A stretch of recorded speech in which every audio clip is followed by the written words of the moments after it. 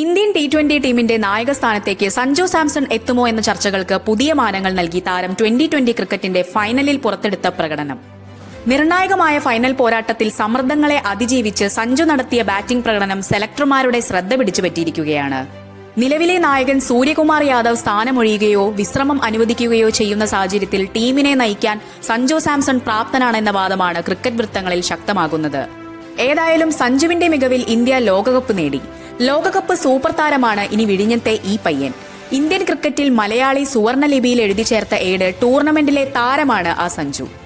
West ഇൻഡീസിനെതിരെ പുറത്താകാതെ നേടിയ 97 റൺസും ഇംഗ്ലണ്ടിനെതിരായ സെമിയിലെ 89 റൺസും സഞ്ജുവിനെ ടീമിലെ വിശ്വസ്തനായി മാറ്റിയിരിക്കുകയാണ്.